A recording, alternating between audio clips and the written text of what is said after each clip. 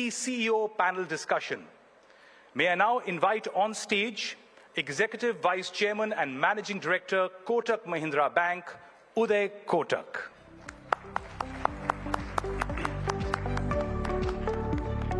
Thank you for being here, sir.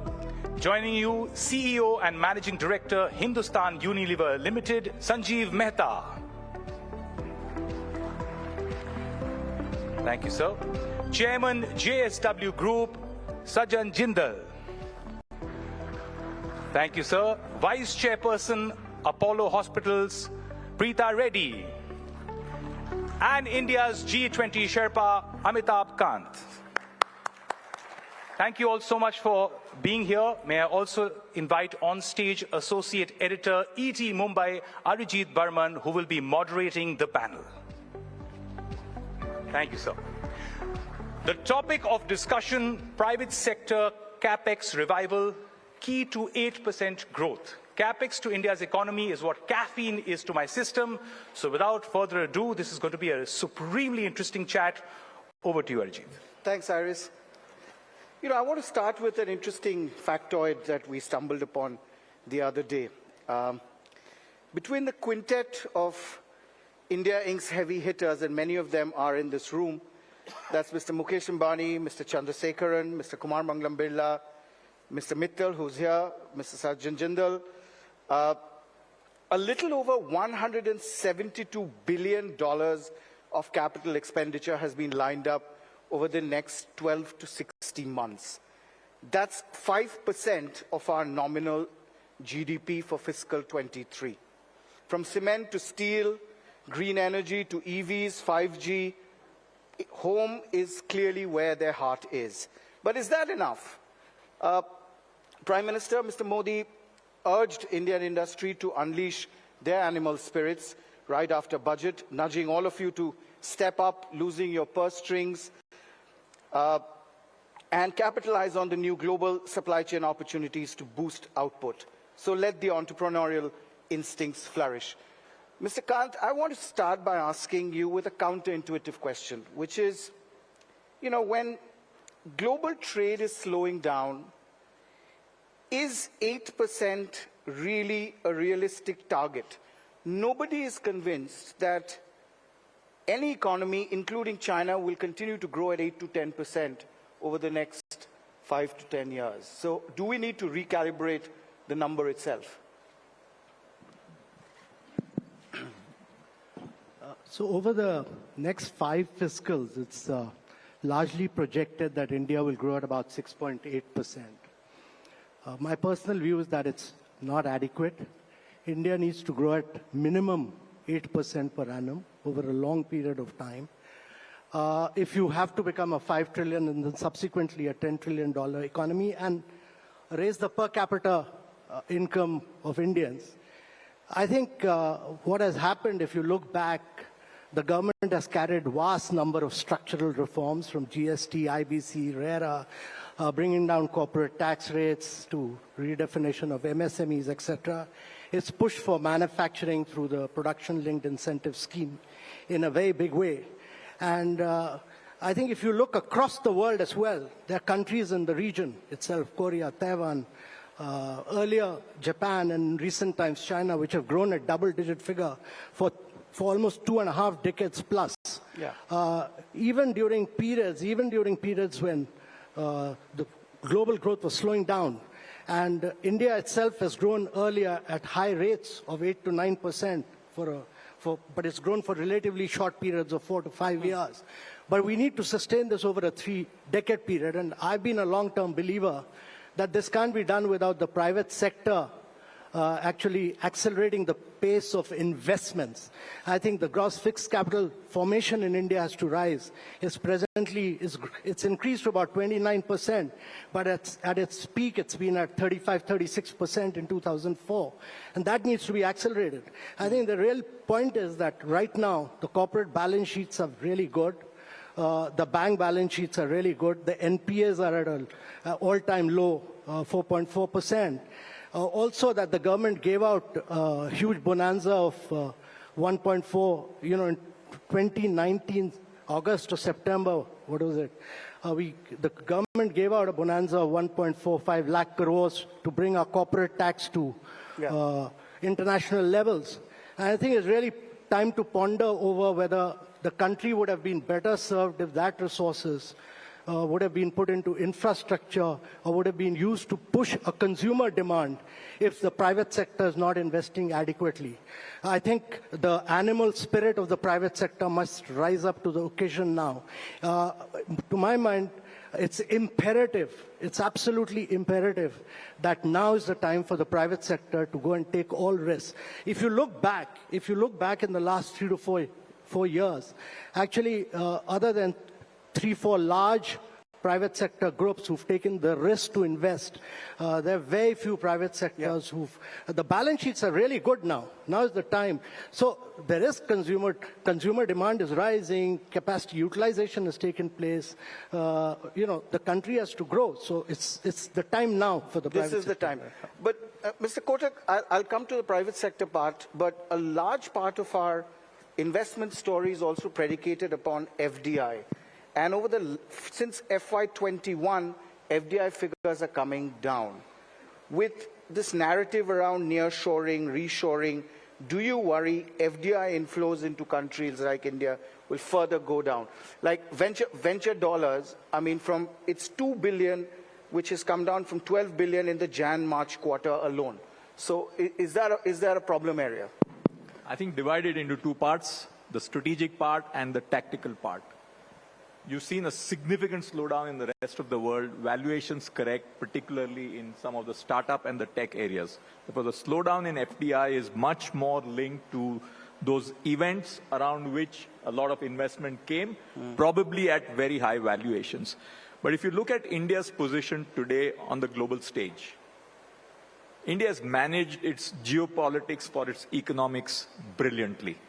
I can't think about any country which has positioned itself the way India has in this round of geopolitics.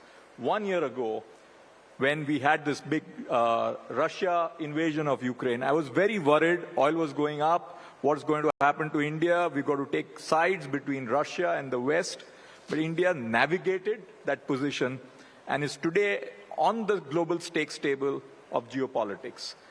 With that, smart economics, low oil, and keeping the flow open is another big plus. Therefore, talk to most investors in the world.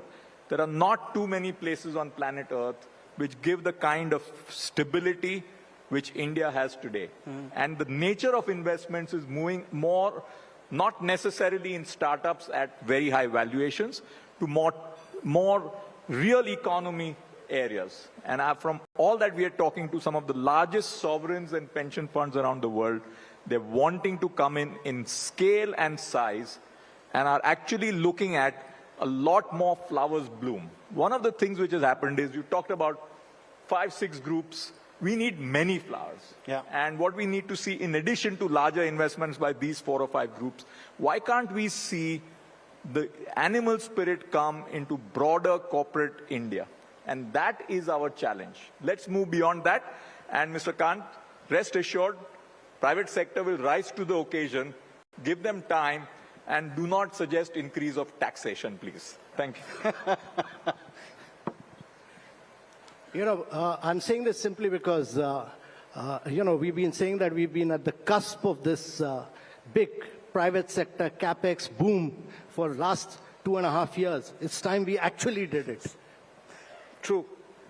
How significant would you say is the fact that if Apple is successful in India, I'm not talking about opening stores, but actually bringing manufacturing and back-end supply chain, will that be a big moment?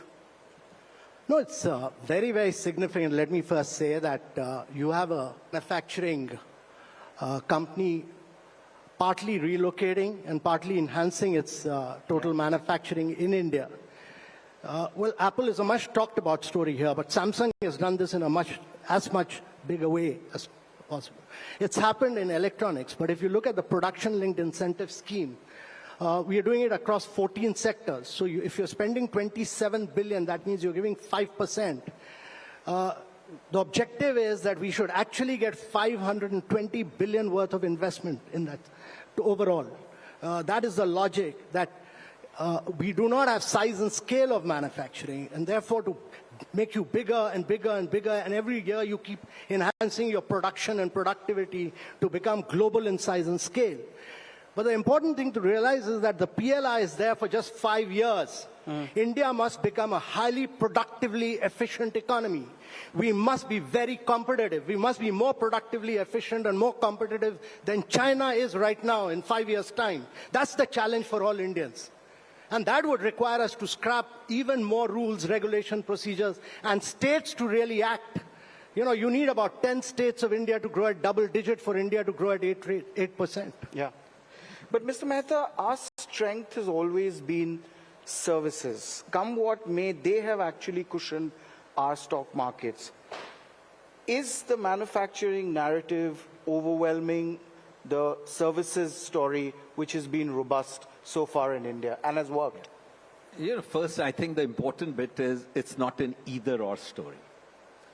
For us in India, it has to be an and story. Yeah. Yeah, services is a very strong bedrock. It has to grow. And we have seen the export of services. They've done extremely well. Manufacturing, which is today less than 20%, has to move up to somewhere in the vicinity of 24, 25%. You know, we're talking about creating massive amount of jobs, and very clearly, the collateral impact which manufacturing will bring in is immense. So we do need manufacturing. It's not just that we can grow only with services. But I'll just give you, talking about private sector investment and all, 2 data points, which gives us confidence that the private sector investment should come back. First is the capacity utilization for the same quarter this year. March quarter versus the same quarter last year, it's gone up by 200 pips. The other is, if you look at new proposals which CMI tracks, in the last quarter, it has been 12 trillion rupees, out of which 92% is private sector. And this is 2.7x more than the average of the previous 11 quarters. These are good signs. I don't think the risk appetite of any manufacturer in the country has gone down. And at the end of the day, we must also remember we should not get again back into the era of reckless investment and reckless lending. If it is driven by demand, I see no reason why manufacturing investment or capacity investment won't go up. Correct. Mr. Jindal, you have operations around the world, including US. Now, with the CHIPS Act, the Inflation Reduction Act, won't industries also move to US? I mean, companies have committed over $200 billion for US manufacturing alone. Other countries in Asia, in ASEAN, are also rolling out the red carpet for this whole China plus one strategy. Aren't you like facing a problem of plenty? No, I think the US, the industry in the US, they wanted to cut their costs, and they outsourced all their manufacturing things to China and, similar countries globally. And I think they realized that what that has happened is that they have given their control in the hands of the Chinese companies. And now this government, Biden government, has realized that this is not the way US would want to do. And today the globalization is become like back to the old ways of doing business, back into their own economies. And that's why US is really supporting the industry within the US. And every country globally is doing that. They are all trying to promote industries, manufacturing, components within their own countries, and that's even our ASEAN countries. Even ASEAN countries. Yeah. Similarly, India is doing the same way. The PLI scheme is a very supportive scheme, which is supporting the manufacturing within India. And I think the benefits of this will show up in the coming years very clearly. Mrs. Reddy, I wanted to ask you that other than investing poorly in mass education, would you agree that we have not done enough to bring women into the workforce which is a crucial initiative that several East Asian nations actually did to expand domestic export of labor-intensive sectors? Maybe you're asking the wrong person, but I will still answer that. In a lot of industries, it is the women who are the back end of the workforce now, whether it's healthcare or services, IT services and banking. There are a lot of women out here. So I think they're capable, can be done. And for an economy which has to grow, women have to be brought into the workforce. And we have to acknowledge that. So, are we doing enough, or what more needs to be done? I think there's more which needs to be done. In terms of equal opportunities, women can do so much more. Even choices for education, I think they have to be incentivized to really take up higher education. And I think that some incentive for women to take that up is extremely important. For them to be able to work in a surrounding, in a situation which is maybe very male-centric, I think some amount of support and acknowledgement would be good. But we need to do a lot to bring women into workforce. But I come from, a business where it's largely by women, and now because there's 4 of us, all women, we run it. But I can see that, women coming into the workforce would be good, important, and would definitely take the economy further. Mr. Mehta, with, from an MNC point of view, with US dollar at 5%, hasn't the overall hurdle rates gone up, vis-a-vis, ease of doing business to currency depreciation in India? Is it that much difficult for CEOs to convince their boards? I'm talking about MNCs, vis-a-vis investing in India. Let me give you an example coming from the company I lead, HUL. India today is the largest Unilever business in volume terms, and in another few years, it would become the largest Unilever business in value terms. So from a Unilever perspective, the top priority Is India. Yeah. Now, Unilever is not an exception. In the last few weeks, there have been several global corporations who have invited me to speak to their boards on the India story and how HUL as a multinational subsidiary has succeeded in India. Yeah. I don't think the interest in India that we see today was as high today as it was ever before. There's huge amount of enthusiasm towards India. And our job is to make that potential into reality. Okay. Mr. Kant, if we talk about labor, and if we compare it with China, the labor cost in China, around $8, is much higher than that of India. But in manufacturing, the total labor cost in proportion to the total cost of production is less compared to services. Services, on the other hand, we are seeing, a lot of it is moving to India because to exploit the labor cost arbitrage. Back offices of banks, global capability centers of big tech companies. But if we take into account logistics, regulatory costs, we are nowhere close to India or even Vietnam or Malaysia. Thus, many would argue manufacturing FDI is not moving to India the extent to which it should. What should we do? So India needs to fire on all cylinders. I mean, it can't be that India can grow on services. A large country like India, which is bigger than 24 countries of Europe, can't grow only on services. India needs to grow on manufacturing. Manufacturing must account for 25% of India's GDP to create jobs. Right. It also needs to grow on agriculture. The agricultural productivity is very low. Productivity must rise in the agriculture sector. And India must grow on urbanization. Urbanization can be the biggest driver of India's growth story.